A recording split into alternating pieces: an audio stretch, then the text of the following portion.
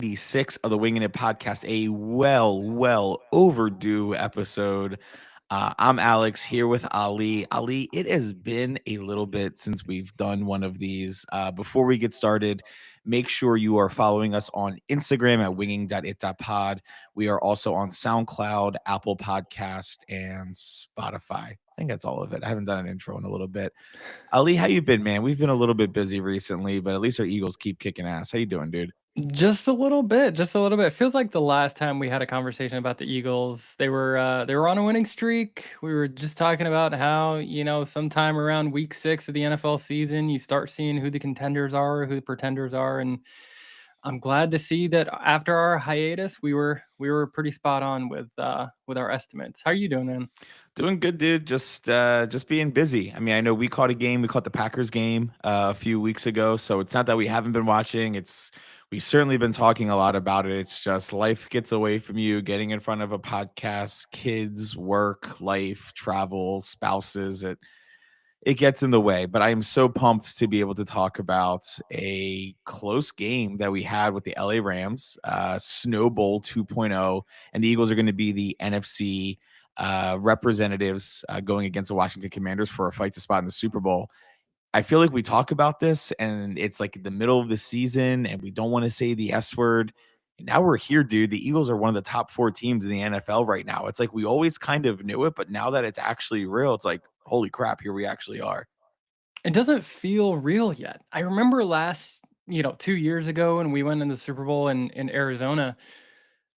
I remember distinctly how excited I was and how much I believed that it was a possibility. It feels like every single game with this team, they just kind of like surprise me. Like, oh yeah, we do have the number one defense in the NFL. Oh yeah, we do have the number one rushing offense in the NFL. And I certainly feel very different than I did 2 years ago in that it doesn't quite feel real yet, and I don't think it's going to feel quite real until the end of the game on Sunday. Yeah. Well, we can get into Sunday, but let's talk about last Sunday. 22-28 win on the LA Rams. Let me just rip the band-aid off and just say I hated how confident the city of Philadelphia was going into this game, saying, "Oh, well, it's Philly. We play in the snow all the time." Ali, when the hell was the last time we played a single game in the snow? 2013, I think, when LaShawn McCoy went off against the Seriously, Lions? like this isn't like a normal occurrence for us. Buffalo, New England, see it all the time. You see it all the time. Philadelphia, dude, it's been like so warm here these last few winters. Like, we're not built for this. A lot of our top players are rookies and haven't been with us for that long. Like, we're not like this snow built team. Like, if anything, Matthew Stafford has probably played in more snow NFL games than Jalen Hurts has. So I Yes. wasn't really buying into all of this hype. And after it, they were all miserable. They were like, it was awful. AJ Brown with his inner excellence was just like snow just kept accumulating on the bottom of your cleats every single time you took a step. And it looked like they were on skates out there. So I didn't really buy into it. I was like, guys, stop with the overconfidence in that we're gonna win this outright because of the snow. And it was a close game there at the end. Yeah, and when you kinda think about it and take a step back and truly think about the strengths of this team, the Eagles are the stronger team. They will, Mhm. from a defensive line standpoint and an offensive line standpoint. And what do you need when you're the strongest team? You need footing. You need your grip on your shoes. The Eagles are also the faster team. If you look at, the defensive backs, the way they're able to sort of be ball hawks all around the field, they weren't able to make the cuts that they normally do to sort of intercept these passes. So yeah, I totally agree with you. I don't think, in fact, I'm going to take this one back, right? Because people usually say weather kind of evens the playing field. I don't think so. In this case, Mm. because the Eagles are the stronger and faster team versus the LA Rams, I think this hurt Philadelphia more than it helped them. Yeah. No, I yeah, no, I'm kind of with you. I'm just making sure our live stream is going through. I don't see anything that makes it look like it's going on right now. Just give me a second. Usually there's like a thing that says live. Well, anyway, it doesn't matter. It's recording. Yeah, episode 94. That was our last one from Beat Down to DC Showdown. Funny how there's another DC Showdown that's going to be upcoming. Yeah, I do have to say though that it was a stellar game. So okay, cool. I see it. So going to the stadium, I have to say Saturday night, I'm sitting here debating if I'm even going to go because 95 is going to be a mess if there's snow, and the people of Philadelphia just like do not know how to drive. Like you will have people whipping it in a Chrysler 300 going 75 miles per hour, rain, sleet, snow, negative 10 degrees. Like, you know what I mean? Like, I'm like, there's bound to be an accident. I'm bound to be stuck. So I made the executive decision Saturday night that I'm going to go, and I'm going to pack my car as if I'm going to be stranded on 95 for 24 hours. That was my mindset going into it. My wife backed out last minute, called my buddy Chris, friend of the podcast. He decided to come out and risk the trip with me.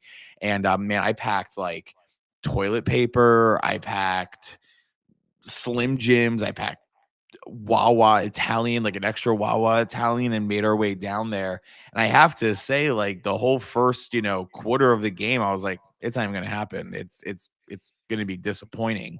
And then it started coming. And then it started coming heavy. And it turned into this just like, dude, almost like cinematic type of experience. I'm gonna show a picture here of how much snow was actually coming down. And this was us in the fourth quarter right here, Wow. and it is just white out, just a stellar freaking game. For those of you who are not watching on YouTube and listening on Spotify and Apple Podcasts, Alex's picture that he just showed me looked like the field was where the light was coming from, not the actual light. Yeah. And it was honestly the best in-person experience I've ever had at the Linc. And getting home wasn't too bad. Got back to the car, parking lot was a mess, went to live casino for a few hands of blackjack, lost that pretty quickly, and then came back and made it home relatively quickly, which might be the move, honestly. But it was probably the best experience I've ever had in the Linc. Just absolutely, and I will never forget it. That's incredible, man.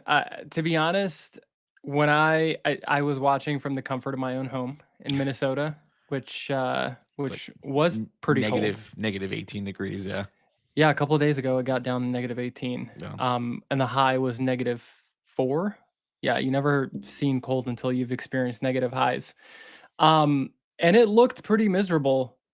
But every single time they panned over to the stands, I did not see a frown on anyone's face. Everyone was having a blast. Everyone was laughing, jumping up and down. Maybe until the end of the game, like when the Rams were on their final drive, that's when there was a little more nerves in the stands, but it looked like a blast. Yeah. No, it was, and the snowballs were coming down. Typical Philadelphia. It is pretty interesting, and I'm curious on your thoughts on the whole Jared Verse situation coming into Philly as a rookie, saying, I hate Philadelphia Eagles fans. That green and white triggers me and legitimately makes me upset.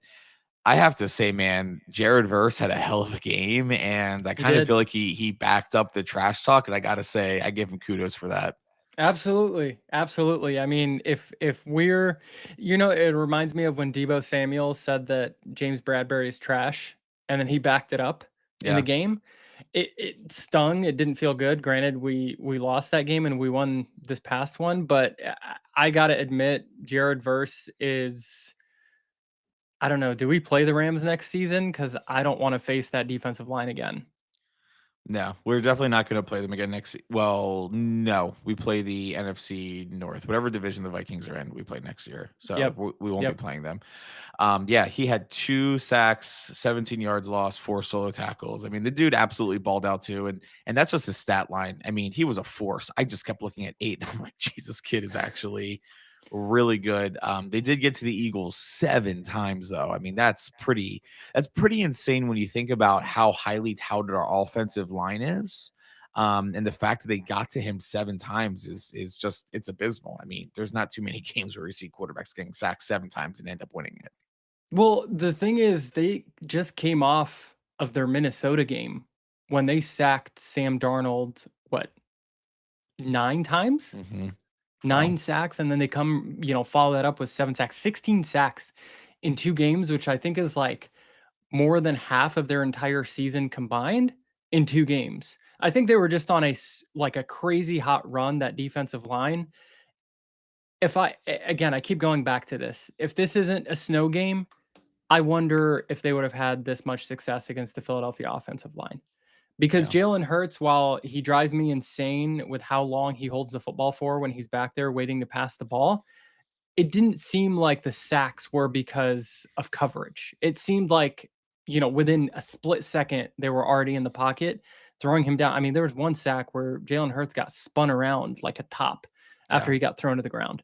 Yeah, it was abysmal. And I mean, and to be fair, Matthew Stafford definitely has a lot more trust in his receivers. There's a lot more contested balls, throw it up and just say, hey, I hope my guy comes down with it. I think it's who's there?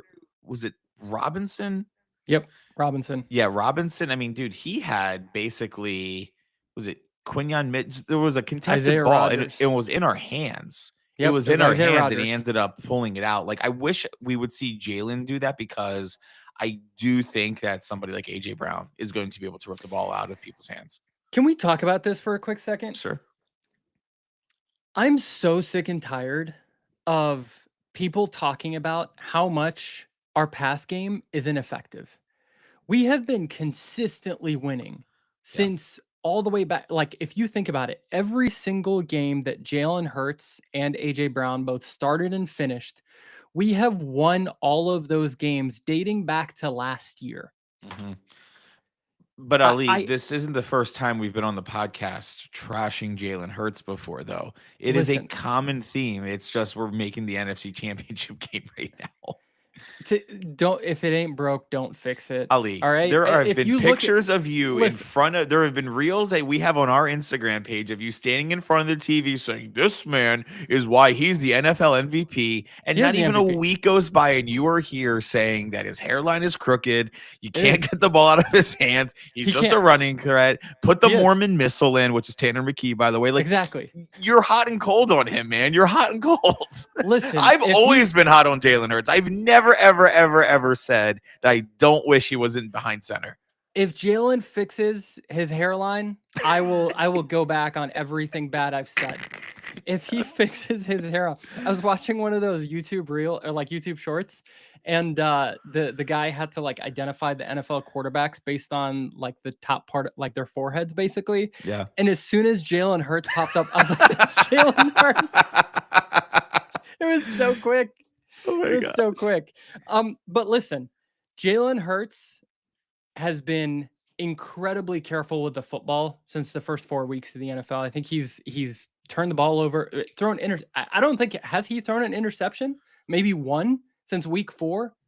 Yeah, So I know an interesting stat is all of the top 4 teams in the NFL right now, there are 0 interceptions between all of them. 0 turnovers. 0 turnovers. Yeah. Yes. Now, granted, Jalen Wow, almost fumbled the turnovers. football. Wow, Yeah. didn't even think about that. Yeah. Jalen You're saying the almost fumbled Chiefs haven't been fumbled or anything? in the playoffs. You're sure it's turnovers and not interceptions? Turnovers. Wow, I mean, the okay. Chiefs have only played 1 game, so it doesn't really matter. Yeah, true. Freaking Chiefs, dude. Anyway. Yeah. But what I'm saying, though, is Jalen Hurts understands that we have a powerhouse of a running game, and our home run balls don't necessarily have to be in the form of 60-yard passes, where he's putting the football in harm's way. He's doing enough to get us to win, which is this is what playoff football is. I don't know if you saw the video for the Philadelphia Eagles unscripted that just dropped like, I don't know, a couple of hours ago. First of all, Nick Sirianni, I've definitely been more cold than hot on Nick Sirianni, but that video, if you want to get hyped up and get chills, just listen to Nick Sirianni talking to his team throughout the week. Jalen Hurts is doing exactly what needs to be done. And what Nick Sirianni said in the video was, this is playoff football. And as you go on week by week, the level of talent that you're facing is so much better that you cannot have a perfect game. So I accept that we are not going to look good so long as we continue to win. Yeah. If we don't look good and we lose, different story. Yeah, and I think I sent to you a breakdown on X.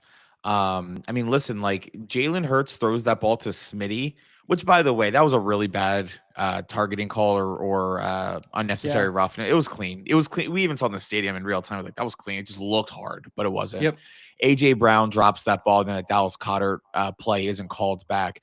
Jalen's throwing for 250 yards, and Yep. people are still going to doubt him. I mean, it's insane the amount of hate messages we get on just how bad Jalen Hurts is, but like all he's done since he's come to Philadelphia is win. He's been our starting quarterback for 4 seasons. He's been to a Super Bowl potentially twice.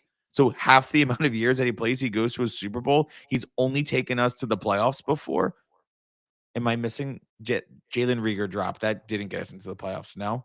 No. Okay. But I'm just saying, like, the dude has just consistently won. No. And I'm sorry. Every single season that he started and finished, we have been to the playoffs. So Yeah. he's been a starter for 4 years now. We've been to the playoffs 4 seasons in a Like, row. could you imagine how unbearable if this was Dallas would be? Yeah, this would be terrible. It would be terrible. It'd be the worst thing in the world. I'd probably just like go watch like cricket or something because like I wouldn't be able to stand it anymore.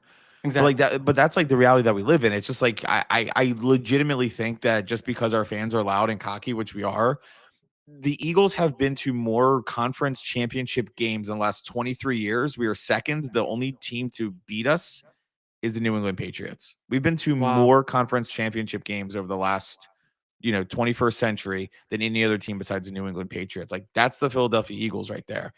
And we've made some really good decisions. So I don't buy it. I don't buy the hate. I don't buy anything. I don't know. All right. You want to get up into 2 up, 2 down? Yeah, I mean, I don't really have anything written down for 2 up, 2 down, but I think we could probably improvise here pretty quick. It's called winging it. Do you have the sound clip for it, or should we just wing it? 2 up, 2 down. 2 down. Kick us off, Ali. All right. So starting off with my first up, I mean, how can I forget the Jalen Carter. unbelievable performance of Oren Burks? Yeah, Oren Burks. Who would have known that here we are a few days before the NFC Championship game talking about Oren Burks? Now, is he as good as Nakobe Dean? No. And maybe this is a testament to Vic Fangio's defense and how he's able to get these guys to buy in. But Oren Burks had himself a game in these last couple of weeks. The first fumble, the fumble that that he got off the opening kickoff against the Packers, which by the way he got fined for a helmet to helmet hit. And then this past game, now granted, the Rams offense ran for over 100 yards. Under Nakobe Dean, does that happen? No. But the fact that he was able to hold his own against Matthew Stafford and this high-powered offense, what an incredible, ability to basically truly be next man up. Like you literally replaced was no Nakobe Dean an All-Pro this year? I don't know. I know Zach Bond was. Zach Bond was. Yeah. I mean, he would have been borderline. Like in any other season, I feel like Nakobe Dean would have been an All-Pro. This guy steps in and had himself a game. Was out there, like I think he was one of the top tacklers on the defense on Sunday night. And I love like one more game is just going to increase his confidence and his ability to be able to hopefully take us to the promised land. My second up is going to be Jalen Carter. Yeah. Jalen Carter, I remember when we watched the NFL draft last year, when we saw the Eagles trade with the Chicago Bears up from 11th to 9th. How 8 teams passed up on this guy is still beyond me. The guy is a home wrecker. He is a line wrecker. The fact that he was able to get through and, what's his name? Williams, the running back, get that fumble the way he did, just such an effortless, it just looked like he was just trying to touch the football, but the ball went flying 15 yards when we finally recovered it. And then the last sack on Matthew Stafford, how huge was that play to be able to not only sort of stop the momentum of the Rams, but it was a clear sort of deficiency that O-line had. They were like, holy crap, I can't believe we left this guy one-on-one, which again, they double teamed him the following play. And if you saw it, I think it was Jalix Hunt got to Matthew Stafford on that next play because they were double teaming Jalen Carter. Love Yeah. this guy. Dude, love our defense. Love our defense too. And that is like without Brandon Graham. That is without a totally washed up and overpaid Bryce Huff. Like these are people that are coming in. And I think another name that you need to add to that list, Ali, is Nolan Smith. I mean, Yes. the guy, dude, like I got chills right now because all of these players that we're talking about are rookies or very young in their contracts. They still have so much time to develop. And we are and I know we talked about this a few years ago, like our Super Bowl window is closing. It's like, dude, we just have so much talent on our defense now. Like when Darius Slay inevitably goes at the end of the season, we got Q, we got Oren Burks. We need to re-sign Zach Bond. We have Reed Keely Ringo. Blankenship. We have Keely Ringo. We have Cooper DeJean. Like, I mean, dude, there are just so many freaking all-stars that are on our defense. Like, we are going to be a force for a while. I actually have a PSA 10 Jalen Carter rookie card that I'm just like, dude, this thing is going to like make me retired one day because he's going to be the best player in the NFL. No doubt about it. My ups. So the first one's actually somebody that you probably wouldn't be expecting because he's had a really rough stretch of games and I've been cussing at him more than not. But Jake Elliott did come in clutch in a few snowmageddon kicks. These were not extra points. These were difficult extra points to make. If you're a golfer, you get the yip sometimes. It gets into your head. You forget how to swing a golf club. I've been there. And I just think Jake, like something's going on with him, but I do think he came in clutch when he needed to get some kicks done. He definitely had the game put back in reach. If he would have made one more extra point, it would have been a 2-possession game because we only won by 8 points. No, not 8 points. We won by 6 points. Yeah. So the 2 extra points would have made it 8. Would have made it 8. Was there another missed field goal? No, I think that was it. Okay. And then the other one, dude, how can we forget Saquon Barkley? I mean, the dude did exactly what Shady did in the Snow Bowl. We're all thinking it. He's absolutely carrying the team. Just an absolutely stellar performance. And then also an honorable mention. I really felt that the game was actually called pretty fairly. I think the false start on the tush push was kind of ridiculous, but not a lot of flags in that game.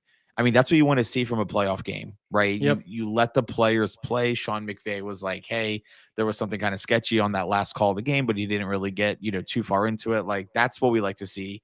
That game felt like it was pretty evenly officiated from both sides of the ball, truthfully. I think the calls on us were good calls too. Yeah. Yeah, no, I agree. With the exception that, I mean, Lane Johnson false started. Did he definitely false start on it? He definitely false started. Like he flinched. That's a tough thing about the stadiums. I don't have replays. I don't have the analysis. I don't know who's going out with an injury and why they're hurt and like what's going on. I'm just there listening to homeboy next to me screaming, "Go Birds!" Yeah. No. Lane Johnson's butt definitely twerked on the line right before the snap. Okay. My 2 downs. I'm going to start off with our pass game.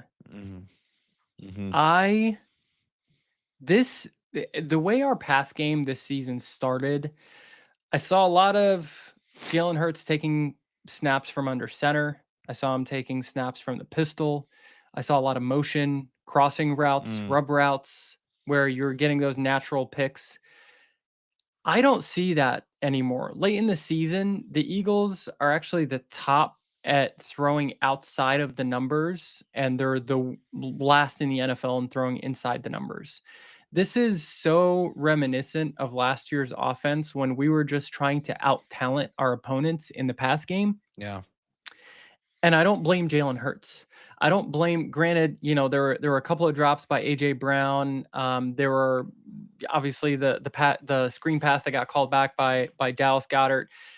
But these are basic concepts, basic schemes that are pretty, in my mind, right? Like an NFL defense should be able to stop these style of pass plays. And it's clear when you see a guy like Jalen Hurts who appears to be struggling, like this offense, this scheme isn't helping him in any way, develop in the way that he was developing in 2022. And then finally, obviously, subsequently, the issues that we saw last year.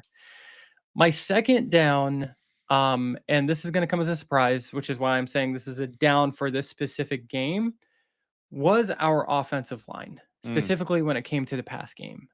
Jalen Hurts, again, I'm down on him when he holds the football for too long, but it was so clear that it almost felt like this Rams defensive line knew what the blocking schemes were going to be before Mhm. each snap, Mhm. and they were able to take advantage of it. And again, it could have been the weather, it could have been the fact that these O-line were on skates, just like getting pushed back, but this was not the Eagles' offensive line, the best O-line in football. Some say the best O-line, like one of the best O-lines in NFL history. This was not reminiscent of that.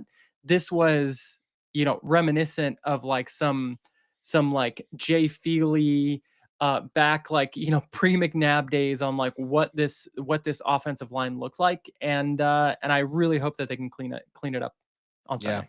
Yeah. No, me too. Well, they're not clung for snow. So I think a lot of it we have to take into account. But that kind of gets into my two down. Like I'm thinking about like one play in particular, the safety that we had. Yep. But more so the play calling. That it is just such bad situational awareness that you have the top rusher who's averaging 7.9 per yards per attempt out there throwing in the snow. It makes no sense. Nope. No sense whatsoever. Not a big fan of the play calling, like you said. I don't know why we're not handing it to Saquon there, giving us some space and punting it out and doing what we got to do. It makes absolutely no sense. Secondly, I think there is something a little bit off about like the AJ and Jalen like chemistry there. It hit me for the first time that I think that we could lose AJ Brown this next year. And it stems from the fact that if we're not throwing contested balls, why are we paying so much money to have someone else? We just need a body out there that can get open once in a while and just get a little speed. So like we don't need AJ Brown if we're not going to use AJ Brown. Right. I know he did have the drop earlier, but like, I mean, he's had what, like less than 5 catches this whole entire postseason, right? Like, Yeah. it's ridiculous, dude. Like, you have the number one wide receiver, or arguably one of the top, 5 wide receivers in the NFL. And we're just not utilizing him. He had that drop. We can blame the snow, but that doesn't really take away what happens here in the postseason. So I really want to talk about this NFC Championship game, but anything you want to elaborate on with my downs that I had there? Yeah, I really I'm just gonna like just will that out of existence what you just said about AJ Brown. Hmm. He's still he had 1,000 yards this season, right? He's 1,000 yard receiver for like the fourth year or third year in a row, I think. He's 1,000 yard receiver. So listen, this is what happens when you're running such an unbalanced style of offense, when you're so run heavy and when you have an over 2,000 yard rusher. You Yeah. got to use them. This is why you paid Saquon Barkley. Yeah. If that comes at the cost of sort of redesigning your entire offense to be around this one guy, so be it. I mean, we laugh at the Giants for paying and going with Daniel Jones instead of sticking with Saquon and kind of building the team around him. Well, the Eagles are doing exactly what the Giants didn't, and we're reaping the rewards of that. I hear you, but I'm just saying the Patriots have the most amount of cap available in the NFL. Mike Vrabel Yep. just went there, and he's a deep friend of AJ Brown. Do not be surprised if you see AJ Brown in a Patriots jersey next year. God, why do you have to say it again? Dude. I hope I'm wrong. I'm usually wrong, so it's take that for what it's worth. All right, let's get into the NFC Championship game. This is what this Commanders team reminds me of. By the way, Jayden Daniels, the Commanders, hats off to them. They absolutely destroyed the Lions, absolutely destroyed. And they flawlessly executed almost every single drive that they had. I think you texted me during the game, Ali. It's the most amount of points ever scored in the first half of a football game ever In the second quarter. in the second quarter. Okay. So it's amazing. Like, I mean, like seriously, they looked great. Here's what that reminds me of. The 2024 Commanders remind me of the 2023 Giants. Does anyone know what happened to the 2023 Giants? The 2023 Giants had no business being in the playoffs. They went to Minnesota to 2022. 22. Oh, in 2023, yeah. The 2022 New York Giants went to the playoffs. They went to Minnesota in the wild card round. I believe that they were a double-digit underdog going into that game. They fired on all cylinders. Things broke their way, and they won that game 31-24. The Eagles just came off of their bye because we were the number one seed, and they came into Philadelphia, and we waxed that ass at 38-7. that is the fate of the Washington Commanders on Sunday. They are not going to put 2 weeks together like that. It could happen, but I do not see a way that the Eagles will not be the NFC representatives and we will be going to New Orleans on February 9th. That team is new. It is a rookie quarterback, and I feel like our team is hungry. We have experience. We have players that have been there. I think that we will be able to get out there, and even if Dan Quinn has the best coaching game of his entire career and calls everything better, we just have significantly more talent than the other guys. I don't even think it's possible for us to get out coached on this game unless it comes down to a few situational things, bad uses of timeouts and whatever. But Ali, I'm calling a 3-possession game here where we absolutely blow them out. We did it to the Giants. We did it to the Vikings, the NFC Championship game. We did it to the 49ers, although the 49ers kind of had it coming to them because they didn't sign a quarterback and they went to the emergency and Christian McCaffrey was throwing after their second string quarterback went down with a concussion. But we will win this game decidingly. And I'm saying it now on the Winging It podcast, we will be the NFC representatives in the Super Bowl. Speak that into existence, but don't speak the AJ Brown thing into existence, please. Wow. What a take. I don't know if I'm there with you that they remind me of the 2022 New York Giants. Number one, Daniel Jones is the quarterback versus Jayden Daniels. Doesn't matter. I am very big on Jayden Daniels. I'm sorry, I know this is an Eagles podcast, but I've got to recognize talent when I see talent. I don't know how much you know about Jayden Daniels and his Heisman run when he was at LSU, what his training regimen was, what his demands were when he entered the NFL draft of whatever team. Are you aware that he uses VR as part of his training protocol? No. So there's a company out there, I think it's called Cognalize. And what they do is they create these VR sort of like environments for athletes to be able to process the game in a different way, right? Because like your traditional way is just watching tape, watching film, rewinding, playing again, watching it again.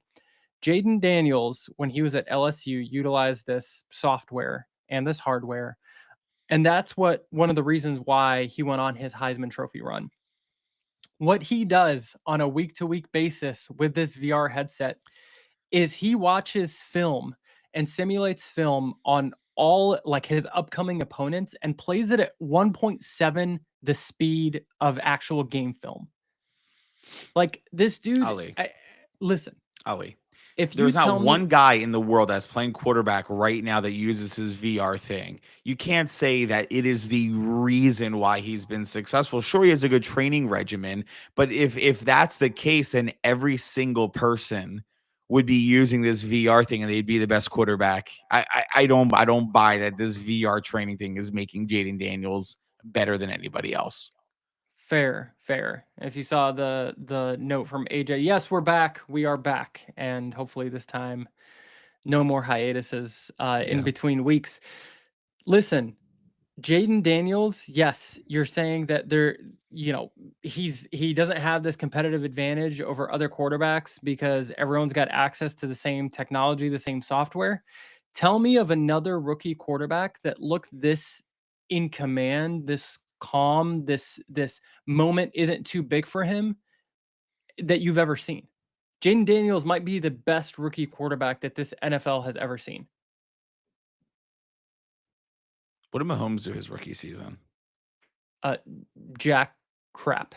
Yeah, I'm thinking of a few people that had good years their second year. Carson Wentz, Joe Burrow. Yep. Tom Brady. He wasn't really a rookie though. No. Okay. It's fair. I mean, it's fair, but I okay. Cool. And I think when you look back at that, what was it, week 13, week 14 game that we lost against the Commanders. Now, granted, right, like 3 quarters, we didn't have Jalen Hurts. Our offense was pretty inept once Jalen Hurts got out of the game, but we turned the ball over 5 times. Or I'm sorry, they turned the ball over 5 times. Mm-hmm. And they were still able to win because of Jayden Daniels. Sure. Against this number 1 pass defense, he was able to drive them down the field at the end of the game and do what Matthew Stafford couldn't last week. So when it comes to this game and kind of how I'm viewing it, I think that this offense is going to run through Jayden Daniels. If we can stop him, if we can stop this pass game somehow, he is still going to beat us with his legs. And my assessment is that if we are able to minimize the damage every time he runs, if we are able to get 2 turnovers, then we're going to win this game decisively. If they do not turn the ball over, this is going to be a slugfest. This is going to be an all-out sort of like heavyweight fight, which I think it's going to be. And it's why I'm saying that this game is going to end 24-23, Eagles winning and going on in New Orleans. I don't see it that way. I see it as the Commanders have they are playing loose, but they're playing with house money. The Eagles simply want this more. The Commanders' run defense is atrocious, and we have not only our quarterback that's going to be fully healthy and not concussed, and also the statistics show that every time Jalen Hurts has come back from an injury, it takes him 2 games. The third game is always the one where he goes off. Let's just call a fact here. We are going to win this game the same fate as the New York Giants, 38-7. It won't even be close. Jalen Hurts has a knee injury. Jalen Hurts is fine. He's fine. Dude, it doesn't matter. Like you are speaking. I'm telling you, Ali, I'm never this confident in something. The Eagles are going to win decisively, and Tanner McKee is going to kneel the ball because Kenny Pickett is going to come in and play, and he's up by so much that they're going to have Tanner McKee come in and knee the ball out. Did you see the post-game interview by Jalen Hurts? Yeah, he was. What do they call him? Perk Hurts. He's definitely on some Percocet there. I've never seen him. Like, rain, sleet, rain, Eagles are ready to train. Yeah, rain, sleet, snow, Eagles are ready to go. When I was a kid, I used to turn on the snow to 100 in the video game. On the Madden. I love playing football. How about that? I don't know if it's going to snow next week, but yeah, he's funny, dude. Yeah. One topic I want to get I want to get out of the way. This whole Kellen Moore interviewing for head coaching jobs. Can the NFL stop? Can we just like have a good team that does something really big and they don't go poaching all of our talent? It happened with Frank Reich. It happened with Shane Steichen. It happened with Jonathan Gannon. You can take Jonathan Gannon. That's fine. Now it's happening with Kellen Moore. Can we just knock it the hell off and just let us go on a run and stop poaching our talent? Yeah. I don't know about you, but every time I've gone into a job interview, that's a lot of what I could think about the day before and the day after. Yeah. And Kellen Moore has to sit here and see Dan Quinn, his former peer on the Dallas Cowboys, taking his team to the NFC Championship game. And he's probably thinking, why can't I do that? Why can't I be the head coach of an NFL team? I've got a pretty damn good offense. Like, why can't I do that? I'm sure he said, first of all, I don't think Kellen Moore has interviewed all week, which is great, but I'm sure it's sitting in the back of his mind. And when you put that kind of pressure on a guy when he has to perform week in and week out, because essentially that's still part of his interview, I agree. I think coach interviews need to be after the NFL season is completed, after the Super Bowl. Yeah. No one interviews, whether you're in the playoffs or not, no one interviews until after the Super Bowl is done. Well, mine is less on the point that he's interviewing while he's preparing for an NFC Championship game or divisional round game. It's the fact that they keep going after the freaking coaches that are taking the Eagles to new heights, and then we end up losing them the next year, and there's no continuity. Yeah, and I mean, when you think about it, Jalen Hurts' best career, like his best year was when he had 2 straight seasons with the same offensive coordinator. And except for that year, he has not had the same offensive coordinator for 2 years in a row. Yeah. All right. Well, the Eagles kick off 3 p.m. on Sunday. The Eagles are a 6-point favorite. The over-under is 47.5. I think that's actually pretty low. I think we'll probably see it in the 50s, if I'm being honest. 47.5? Yeah. Oh, I said 24-23. Yeah, I said 38.7, so I'm actually pretty far off. But, well, no, I'm 45. Okay. It's going to be 41.7. Cool. Ali, anything else you want to do before we conclude this episode? I don't know, man. I'm confident in this defense, but it seems like every time the offense takes over, I'm holding my breath. I'm holding my breath because I'm like, it's not that I don't trust Jalen Hurts. It's not that I don't trust Saquon or AJ Brown. It's that I don't know what play call is going to come out of Kellen Moore. Yeah. And maybe that's a good thing for us because that's going to mean that he's not going to get a job. Yeah. Well, we think. Well, I remember we were praying that Jonathan Gannon would get that job, and he did. Because we're like, okay, we're done with homeboy. You got All fire right. in your gut. Cool. Send us home, Ali. Thanks for kicking it with us, everyone. This has been episode 96. We are back in the Winging It podcast. Let's hope that this Eagles team can bring it home one more time, one more game. It's just the next game in front of us, and then it's on to New Orleans. I'm Ali. He's Alex. Go Birds. Go Birds. Cool. Love it. Yeah, it'll be a good one, dude. Oh, dude, I forgot.